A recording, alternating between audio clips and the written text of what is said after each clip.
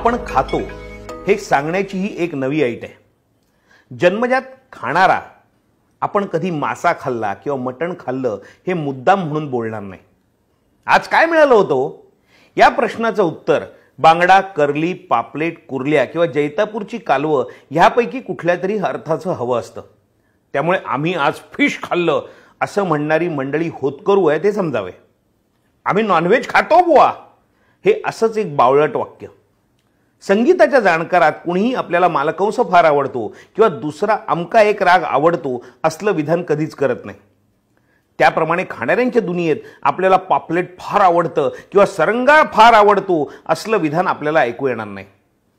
एखादा जाणकार मालकंसातल्या अमक्या अमक्या चीजेची बंदिश मस्त आहे म्हणेल, तसंच जातीवंत खाणारा पेडव्याचे किंवा कुर्ल्याचे धबधबी उच्चारात शेवटचा त लुप्त आहे, नाहीतर कोलंबीचे भुजणे अगर शेवट्याचे हुमण स्वतःला फार आवडत असल्याची कबुली देईल।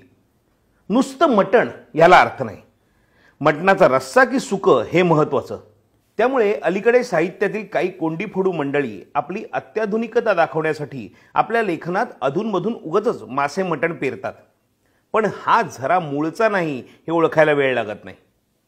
मागे एकदा मराठी कादंबरीकाराने आपल्या नायकाला ताजमहाल हॉटेलात म्हणजे जिथे सांद्र मदिर पाश्चात्य संगीत असतं जेवायला धाडला आणि त्याचा नायक तिथे जेवता जेवता अधूनमधून सूप भुरकीत होता। हाय कंबख्त, तूने सूप देखील पीही नाही। मोठ्या हॉटेलात हल्ली पिण्याच्या लायकीची फक्त सूप ही गोष्ट राहिलेली आहे। दुर्दैवानं आपल्या देशात सूप ही संस्कृतीच नाही। मात्र युरोपने सुपाची कितीही ऐट केली तरी सूप करावी चिन्यांनीच।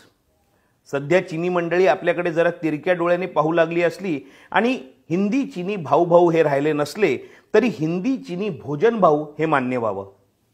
या बड्या हॉटेलातील सूपमध्ये मलगटानी या सिंधी आडनावासारखं एक सूप येतं, ते डाळीच्या आमटीसारखं असतं। ते देखील इटालियन आहे म्हणून सांगण्यात येतं, पण त्या सुपाचा शोध कोण्या सिंध्यानीच लावला असणार, कारण सुरुवातीचा मल पहा आसुमल आणि अखेर आनी सिंधीच आहे। आनी मलचा पुरावा असताना तो सिंधी नाही हे कसं शक्य आहे? परमेश्वर कृपेला पूर्वसंचिताची जोड मिळाल्यामुळे माझा जन्म एका मत्स्याहारी कुटुंबात झाला। आमच्या घरात परमेश्वराच्या या प्रथमावताराचे मोठ्या प्रेमाने भजन पूजन सेवन व्हायचे। मला गुलाबाच्या फुलाला काटे असतात हे कळण्यापूर्वी कर्लीतले काटे कसे पचवावे हे कळायला लागले। पोटात काटे भरून तृप्तीचा ढेकर देणारे आम्ही मत्स्याहारीच। माझ्या एका मत्स्यगोत्री कविमित्राची अंतिम इच्छा आपली समाधी समुद्रात बांधली जावी अशी आहे।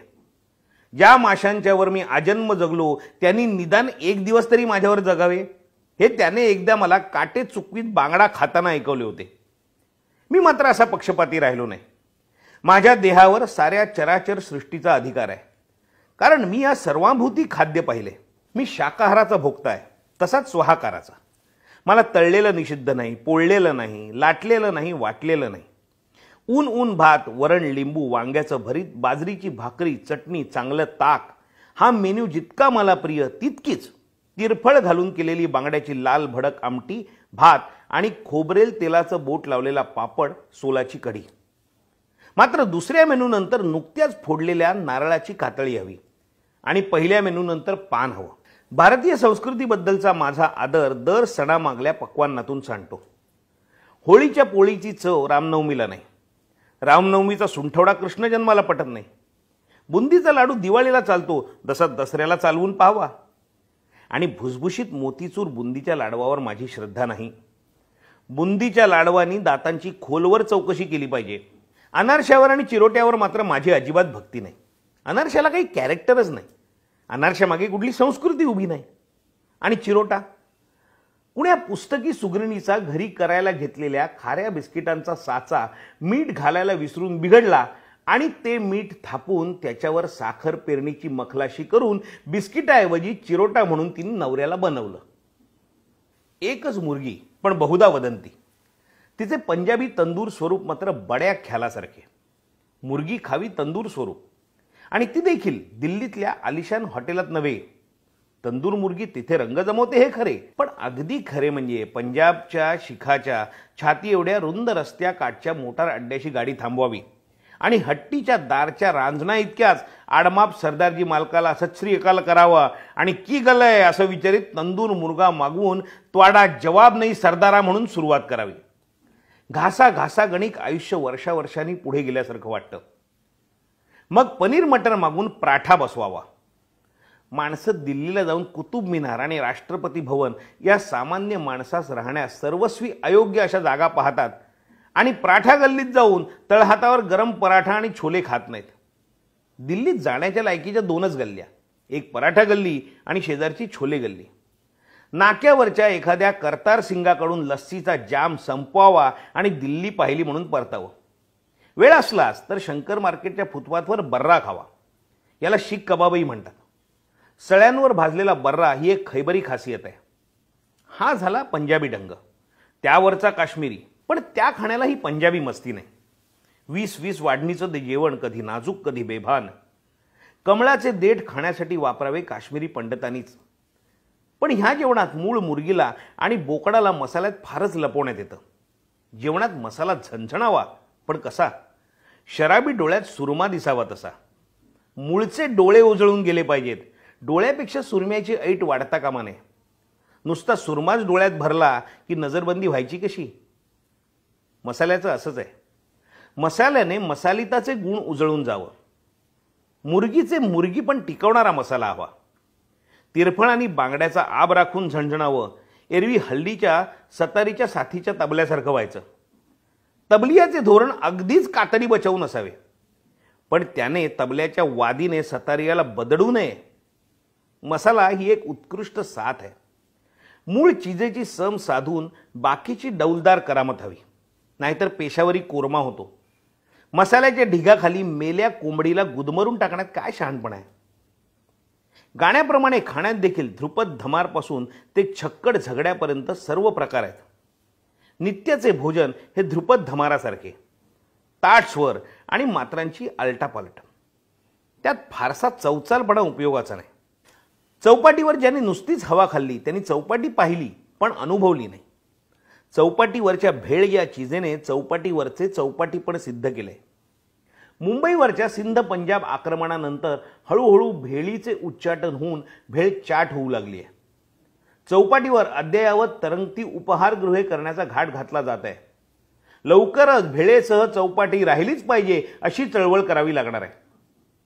भेळ, पुडी, रगडा, टिक्की वगैरे मंडळींची हकालपट्टी होऊ देता कामा नये.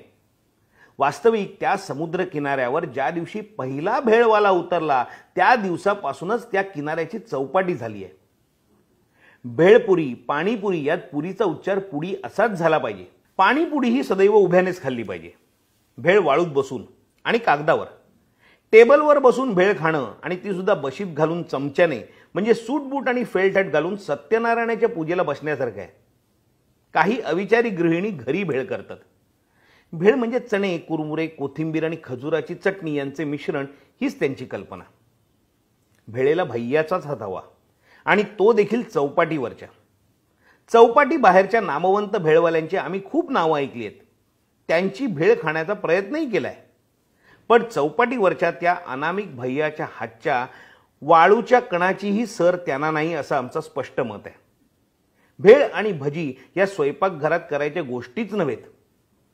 कुचीपुडी, कथकली नाचात किंवा दक्षिण देशीच्या कुठल्याही चित्रपटात नायक या तिन्ही भूमिकांना योग्य दिसणारा असा हा मनुष्य विशेष संध्याकाळी 4-4:30च्या सुमारास क्षुधा शांतिगृहाच्या पायरीशी बसून कढईत घाणा सोडताना आसमंतात जो परिमळ दरवळत असे तो दरवळ आपल्या स्वयंपाकघरातून कधी आला आहे का?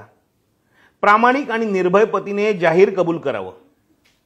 ही कांदा बटाटा मिक्स भजी भारतात मुंबईशिवाय अन्यत्र मिळत नाहीत आणि मिळालीच तर तो शिष्य या घराण्याची तालीम घेऊन गेलेला असला पाहिजे. क्षुधा शांतिगृहाची आरोग्य भुवन होण्यापूर्वीच्या काळातली ही भजी आहेत.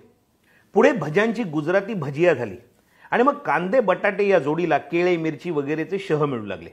पुढे त्यांचे एकजात पकोडे झाले. आरोग्य भुवनवाल्यांनी तेवढ्यात मखलाशी करून बटाटीपुरी नामक पदार्थ आणला. हा प्रकारही खमंग खरा, पण त्यात भज्यांचा इरसालपणा नाही. तळणे हे क्रियापद साजून दिसले फक्त भजी या कर्त्याबरोबर. दुसरा आला तो बटाटवडा. हा शब्द शुद्ध लेखनाच्या उन्मादात काही लोक बटाटे वडा असा लिहितात, पण बटाटे वडा हा सुगरणींच्या पुस्तकी स्वयंपाकघरातला खरा बटाटवडा उगाच लावणीला लावण्यगीत म्हणण्याचा शिष्टपणा करण्यासारखं आहे. लसणाची चटणी आणि बटाटवडा आणि लठ्ठ कपातला तो ताम्रवर्णी चहा हे 5:15च्या सुमाराला खाण्याचं प्रकरण आहे, ज्याला चावट खाणं म्हणून हिणवलं गेलंय. त्या खाण्याचा स्थळकाळाशी फार संबंध आहे. दुपारच्या चहाला बटाटवडा उपयोगी नाही. खाण्याचा आसनाशी तसा बासनाशीही संबंध आहे. मत्स्यगोत्र्याचे दगडी भांड्यांशी चूत जमते. आमरस हा चांदीच्या वाटीतून खावा, शिरा द्रोणात, वरण भात तूप हे बेत केळीच्या पानावर, भेळ चक्क कागदावर. अल्युमिनियमच्या डेगचीत पुलाव जमतो, पण खाताना डिश हवी. ताक कलईच्या वाटीतून प्यावं, पण करावं मात्र चिनी मातीच्या बरणीत. दूध मातीच्या लोटीत आणि पापड्या शिजवाव्या मडक्यात. आईस्क्रीम वडाच्या पानावर उत्तम लागते हे ज्यांनी भैयाकडे चर्र चर्र असा आवाज करीत कापले गेलेले आईस्क्रीम खाल्लंय त्यालाच पटेल. शाकाहारी मंडळींना शाकान्न आणि शाक्तान्न जोडी जोडीने कसे नांदते हे कळणार नाही, पण तुरीच्या डाळीच्या सांबाऱ्याबरोबर भाजलेल्या सुक्या बांगड्याचा तुकडा काय विलक्षण साथ जमवून जातो. मटारीत कोलंबी आणि वांग्यात सोडे, व्हिस्की सोडा आणि वांगे सोडा याच्यात श्रेष्ठ कनिष्ठ ठरवणं कठीण आहे. काळ्या वाटाण्याची किंवा मसुराची मसालेदार आमटी असली तर उगाच जोडीला कोलंबी किंवा ताजे बोंबील तळून पाहावे, स्वर्ग ताटात येतो. मटणात बटाटा घरच्यासारखा येऊन बसतो, पण कोंबडी एरवी स्वतः शाकाहारी असली तरी पकोल्यावर तिला पालेभाजीचा सहवास चालत नाही. तीच गत हरभऱ्याची. हरभरे आणि मासे यांचं जमत नाही, म्हणूनच पिठल्याच्या जोडीला मासे मटण चालत नाही. मसूर ही जातीने शाकाहारी असली तरी वृत्तीनं सामिष. नागपुरी वडा भात हा पुढे अख्खी दुपार झोपायला मोकळी असली तर खावा. आणि डाळबाटे या इंदुरी प्रकारात बाटे हुकवून नुसती डाळ ओरपता आली तर पाहावी. हरभऱ्याच्या डाळीच्या आमटीला तसे खास व्यक्तित्व नाही, पण पुरणपोळीच्या प्रसंगी जेव्हा ती कटात सामील होते तेव्हा कधी कधी पोळीच्या तोंडात मारून जाते. डाळींचा सर्वात मोठा अपमान आंबट वरण नावाच्या पुणेरी प्रकारात होतो. द्विदलात वाल हे श्रेष्ठ खरेच, पण गोव्यातील फजाव नामक चवळी वालाचा नक्षा उतरवून जाते.